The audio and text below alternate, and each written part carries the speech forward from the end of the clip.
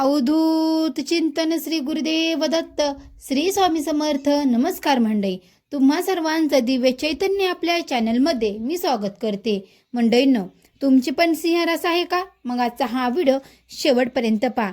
सिंह राशीच्या मंडळींनो, 27 ऑगस्ट 2026 हा दिवस तुमच्यासाठी रक्षाबंधनाचा आधीचा दिवस अत्यंत महत्त्वाचा दिवस आहे. कारण दुसऱ्या दिवशी म्हणजेच 28 ऑगस्टला रक्षाबंधनाचा पवित्र सण आहे आणि म्हणूनच रक्षाबंधनाच्या आदल्या दिवशी सिंह राशीच्या मंडळींनी एक छोटासा आध्यात्मिक उपाय नक्की करावा.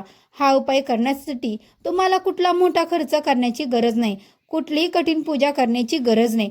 फक्त आपल्या घरातील देवासमोर श्रद्धेने काही मिनिटं बसायचं आहे आणि आपल्या भावंडाच्या सुखासाठी मनापासून प्रार्थना करायचे. विशेषतः ज्या सिंह राशीच्या मंडळींच्या भावंडाशी काही कारणामुळे गैरसमज झालेत, बोलणं कमी झालंय किंवा मनात राग आहे, त्यांनी हा दिवस अजिबात दुर्लक्षित करू नका.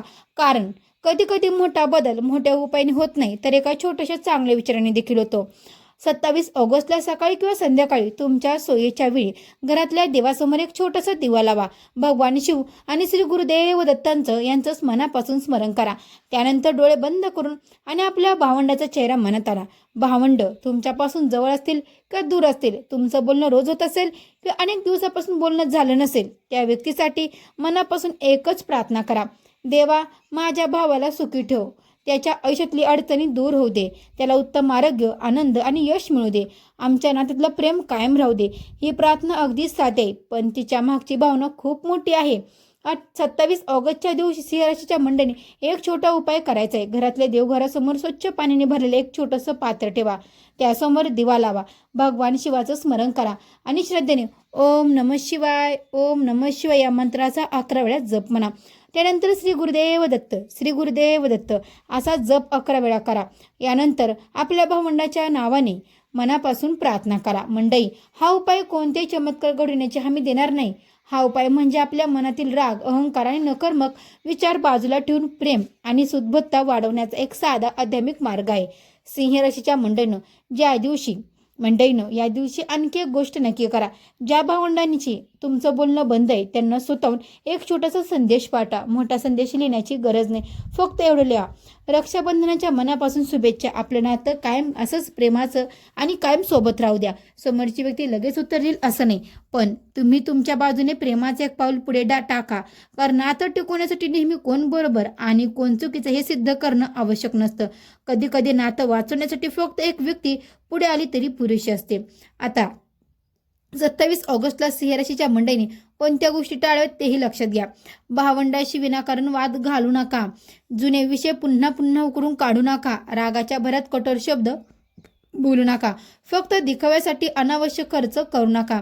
आणि 5वी सर्वात महत्त्वाची गोष्ट, मनातला अहंकार बाजूला ठेवा. कारण रक्षाबंधन हा दिखाव्याचा नाही, तर नातं जपण्याचा सण आहे. सिंह राशीच्या मंडळीनं लहानपणी भाऊ बहीण किती भांडतात ना, कधी खेळण्यावरून भांडणं, कधी छोट्या छोट्या गोष्टीवरून रुसवा. पण काही वर्षांनी प्रत्येकजण आपापल्या आयुष्यात व्यस्त होतो. कोणी नोकरीसाठी दूर जातं, कोणी व्यवसायात व्यस्त होतं, कोणी लग्न करून दुसऱ्या घरात जातं. मग शेवटी भेटही कमी होतात, बोलणं कमी होतं, पण मनातली नातं तसंच राहतं. म्हणून 27 ऑगस्टला एखाद्या आपल्या भावंडाचा विचार करा. जर ते जवळ असतील तर त्यांच्याशी प्रेमाने बोला, जर दूर असतील तर फोन करा. आणि जर काही गैरसमज असेल ना, तर ते कमी करण्याचा प्रयत्न करा. आता सिंह राशीच्या मंडळीसाठी आणखी एक छोटासा उपाय: 27 ऑगस्टच्या संध्याकाळी शक्य असल्यास एखाद्या गरजू व्यक्तीला आपल्या क्षमतेनुसार अन्न द्या, किंवा एखाद्या गरजू व्यक्तीला अनावश्यक वस्तू द्या. दान करताना मनात एकच भावना ठेवा: हे चांगले कर्म माझ्या कुटुंबाच्या सुखासाठी आणि सर्वांच्या कल्याणासाठी असू दे. दान मोठे असण्याची गरज नाही, भावना मोठी असावी. कारण चांगलं कर्म करताना रक्कम महत्त्वाची नसते, तर मनाची भावना महत्त्वाची असते. 27 ऑगस्टच्या रात्री झोपण्यापूर्वी सिंह राशीच्या मंडळीने एक संकल्प करा. म्हणत म्हणा: मी माझ्या भावंडाशी प्रेमाने वागेन, जुने गैरसमज कमी करण्याचा प्रयत्न करेल, रागापेक्षा शांततेला महत्त्व देईल, अहंकारापेक्षा नात्यांना महत्त्व देईल आणि माझ्या परिवाराच्या सुखासाठी नेहमी चांगले कर्म करण्याचा प्रयत्न नक्की करेल. यानंतर श्रद्धेने 3 वेळा म्हणा: जय गुरुदेव दत्त. जय गुरुदेव दत्त. मंडळी, देवाकडे प्रार्थना करताना फक्त स्वतःसाठी मागू नका. आपल्या आईवडिलांसाठी मागा, आपल्या भावंडासाठी मागा, आपल्या परिवारासाठी मागा आणि ज्यांच्याशी आपले संबंध चांगले नाहीत त्यांच्यासाठी मनात वाईट भावना ठेवू नका. कारण मनातले राग सर्वात आधी आपल्याला त्रास देत असतात.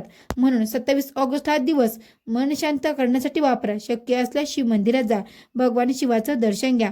श्रद्धेने ओम नमः शिवाय, ओम नमः शिवाय आणि शेवटी मनापासून म्हणा जय गुरुदेव दत्त. सिंहराशीच्या मंडळींनो, उद्या रक्षाबंधन आहे, म्हणून आजच मनातला राग कमी करा. आजच एखाद्या भावंडाला फोन करा. आज एखाद्या गैरसमज दूर करण्याचा प्रयत्न करा. कारण उद्या मनगटावर राखी बांधली जाईल, पण त्या राखीचा खरा अर्थ आजपासूनच आपल्या मनात असायला हवा.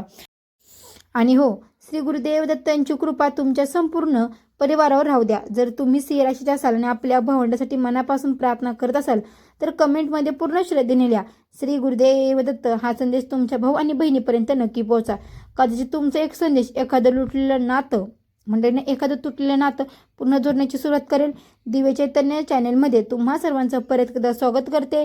चॅनल अजून सबस्क्राईब केलं नसेल तर लगेच सबस्क्राईब करा आणि कमेंट बॉक्समध्ये सांगितल्याप्रमाणे नक्की कमेंट करा. भेटूया अशाच एका नवीन व्हिडिओमध्ये. तोपर्यंत सर्वांना श्री स्वामी समर्थ.